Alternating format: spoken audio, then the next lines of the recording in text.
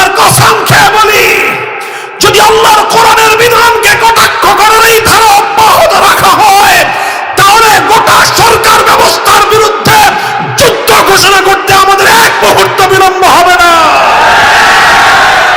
নারী বিষয়ক সংস্কার কমিশনের মধ্যে যেই কয়টা মহিলা দেওয়া হয়েছে, কি বলবো, বললে তো এটাই বলতে হয় যে একটাও আসল মহিলা,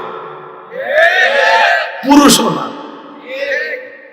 পুরুষ তো রাখা হয় না, একজনও পুরুষ নাই।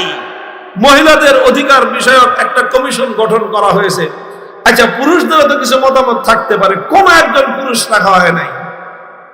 পুরুষ রাখা হয় নাই, যা রাখা হয়েছে এগুলি একটাও মহিলাও না। এখন বাকি কি হইতে পারে আপনারা বুঝে নিন। এই হলো অবস্থা।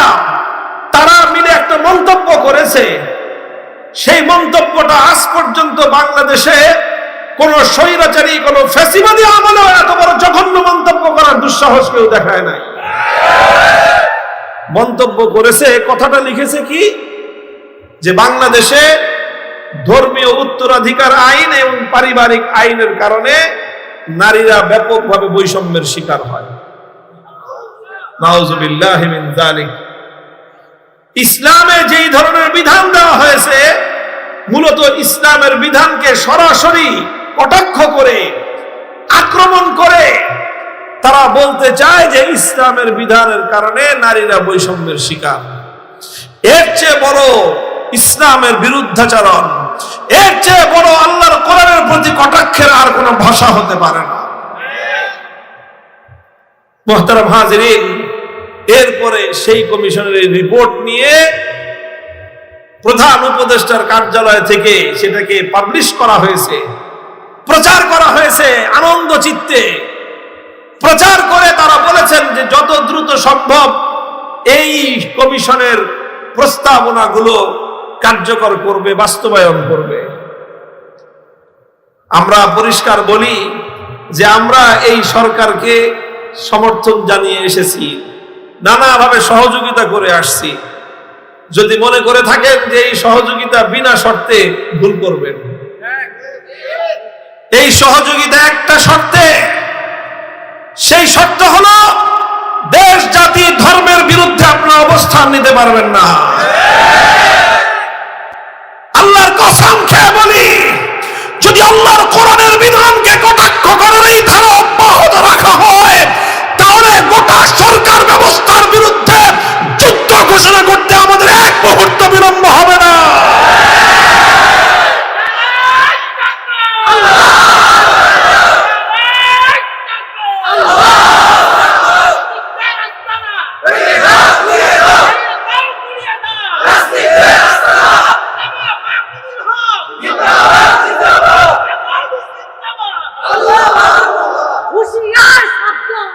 মুহতারাম হাজিরিন, ইসলাম যেই বিধান দিয়েছে, আলহামদুলিল্লাহ, সেই বিধানের মাধ্যমে হাজার হাজার বছর পর্যন্ত সমাজের মধ্যে যে শৃঙ্খলা, যে সাম্য, যে শান্তি, যে ভারসাম্য তৈরি হয়ে আছে, পশ্চিমা সমাজ ব্যবস্থা থেকে আমাদের এই সমাজ ব্যবস্থাকে, পশ্চিমা অসভ্য কালচারকে আমদানি করে, পশ্চিমার বেরেল্লাপনা কালচার আমদানি করে, পশ্চিমাদের পরিবারবিহীন সমাজ ব্যবস্থাকে আমাদের দেশে আমদানি করে আমাদের পারিবারিক ব্যবস্থাকে ভেঙে চূর্ণ বিচূর্ণ করে দেওয়ার পায়তারা চলছে।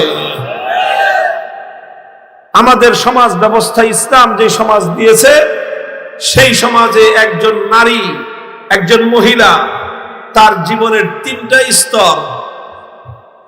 সে যতদিন পর্যন্ত বিবাহ না হবে, এটা হলো তার শৈশব এবং কৈশোরের কাল, বিবাহের আগ পর্যন্ত।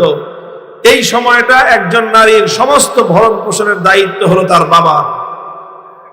একজন পুরুষের কিন্তু বড় দায়িত্ব তার বাবার উপরে না। বাবা যে খাওয়ায়, এটা মাগনা, এমনি দয়া করে খাওয়ায়।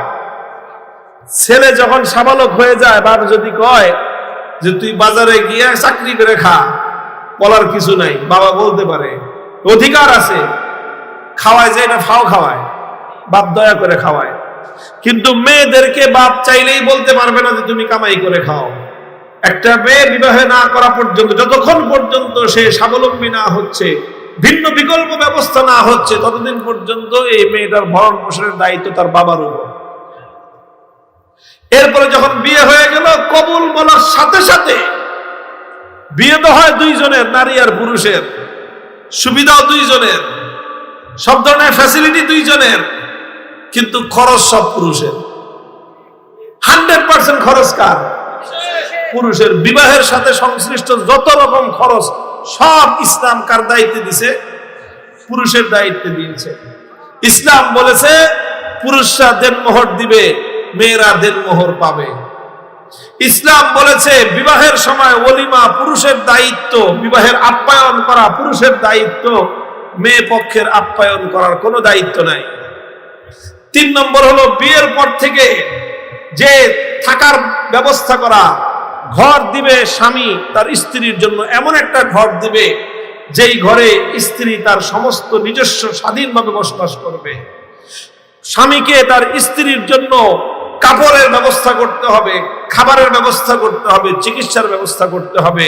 যত বিল সব পুরুষ দিবে, চাই সেই পুরুষ বড় লোক হোক, গরিব লোক হোক, সে দিনমজুর হোক, রিক্সা চালক হোক, তার স্ত্রীর ভরণ পোষণের দায়িত্ব স্বামীর।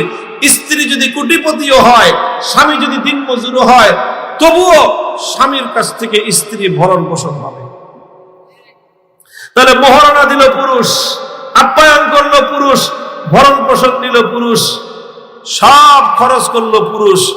তাহলে বিবাহের পর থেকে নারীর সম্পূর্ণ দায় দায়িত্ব পুরুষের উপর। আল্লাহ না করুন যদি স্বামী স্ত্রীর আগে মারা যায়, বার্ধক্যের সময়ে এই নারীর সমস্ত দায় দায়িত্ব তার ছেলে সন্তানের উপর।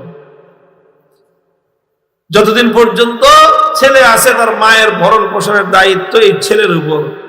তাহলে একজন নারীর জীবন 3 পুরুষের কাঁধের উপর দিয়ে কেটে যায়। ছোটবেলায় বাবার হোটেল, যৌবনকালে স্বামীর হোটেল, বার্ধক্যের সময়ে ছেলের হোটেল, 3 পুরুষের কাঁধের উপর দিয়ে ফাও ফাও খেয়ে যাবে, শাহজাদির অবস্থায় জীবন যাপন করবে। বাপের কাছ থেকে, মায়ের কাছ থেকে, ভাইয়ের কাছ থেকে মিরাসের যা সম্পত্তি পাইছে সব সম্পত্তি নিজের খুশি মতো নিজের মতো ব্যবহার করবে।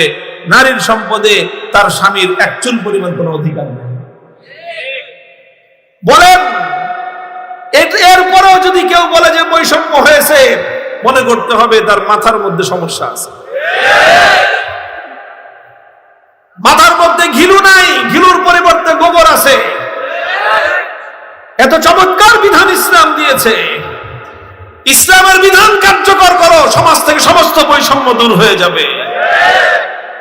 মুহতারাম হাজিরিন, এই কথা বলে বাংলাদেশের ধর্মপ্রাণ মুসলমানদের, আলেম ওলামাদের কলিজার মধ্যে আগুন ধরে গেছে। আমরা মনে করতেছিলাম, সাহস যোগাইতেছিলাম, উৎসাহিত করতেছিলাম যে চালান আমরা আসি, যারা বিরোধিতা করে আমরা সকলকে মোকাবেলা করে অন্তর্বর্তীকালীন সরকারকে আমরা সব ধরনের সহযোগিতা করবার আশ্বাস দিয়ে আসতেছিলাম। এই দেশে আলেম সমাজই সবচেয়ে বেশি তাদের পাশে দাঁড়িয়েছে, সব ক্ষেত্রে তাদেরকে সহযোগিতা দিয়েছে, তাদেরকে আশ্বাস দিয়েছে, সাহস জুগিয়েছে। বড় বড় রাজনৈতিক দলগুলো তাদের বিরুদ্ধে মাঠে নামতেছে, আলেম সমাজ তাদের পক্ষে থাকতেছে, কারণ তারা এতদিন পর্যন্ত ইসলামের বিপক্ষে অবস্থান নেয় নাই। শুধু এই জন্য, যদি মনে করে থাকে এটা পার্মানেন্ট ব্যবস্থা, ভুল করবে, বোকার স্বর্গে বাস করবে। আমরা আল্লাহর কোরআনের বিরুদ্ধাচরণকারী কারো সাথে পীড়িত করি না। যে কোরআনের বিরুদ্ধে যাবে, ইসলামের বিরুদ্ধে যে যাবে, সে যেই হোক না কেন, মাথার উপর থেকে পায়ের নিচে ফালাইয়া দিতে 1 মুহূর্ত আমাদের বিলম্ব হবে। উলামায়ে কেরাম হেফাজতে ইসলামের পক্ষ থেকে আগামী 3 তারিখ, মে মাসের 3 তারিখ শনিবার দিন, ঐতিহাসিক সোহরাওয়ার্দী উদ্যানে এই কলঙ্কিত বাংলাদেশের ইতিহাসের কলঙ্কজনক এই অধ্যায়কে মুছে ফেলবার জন্য জাতিকে একত্রিত হওয়ার ডাক দিয়েছে। যাবেন তো? হ্যাঁ, যাবেন তো? কারা কারা যাবেন? হাত তুলেন। আল্লাহ পাক কবুল করেন। আমি দেশের মানুষকে বলি যে দেখেন, আপনারা সবসময় নিজের কাজ করবেন, কিন্তু যখন সম্মিলিতভাবে আলেম সমাজ আপনাদেরকে ডাক দিবে, তখন আলেম সমাজের পাশে থাকবেন। ইনশাআল্লাহ এই দেশ থেকে কেউ ইসলামের নাম নিশানা মুছে ফেলতে পারবে না। ইনশাআল্লাহ পারবে না। যত বড় শক্তি হোক, দেখা গিয়েছে শাপলা চত্বরে রক্তের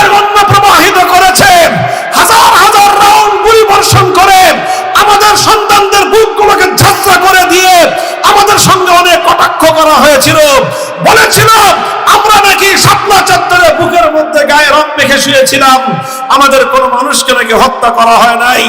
অথচ বাংলার ঘরে ঘরে শাপলা চত্বরের শহীদ পরিবারের হাজারিয়ার কান্নার আওয়াজ এখনো শোনা যায়। 2021 সালে আবার আমাদের উপর হত্যাযজ্ঞ চালিয়েছে। ওলামায়ে কেরাম এবং হেফাজতে ইসলামের উপর সবচেয়ে বেশি হত্যাযজ্ঞ চালানো হয়েছে বিগত রেজিমের সময়ে। মুছে ফেলতে পারে নাই, মুছে ফেলতে পারে নাই। আমাদেরকে, আল্লাহর কোরআনের অনুসারীদেরকে, হকের ঝান্ডাবাহীদেরকে কেউ যদি মনে করে গুলি করে হত্যা করে শহীদ করে শেষ করে দিবে, তার চেয়ে বড় বোকা দুনিয়াতে আর কেউ নাই। ইসলামের জন্য যখন শাহাদাতের রক্ত মাটিতে পড়ে, প্রতি ফোঁটা শাহাদাতের রক্ত থেকে নতুন মুজাহিদের জন্ম হয়।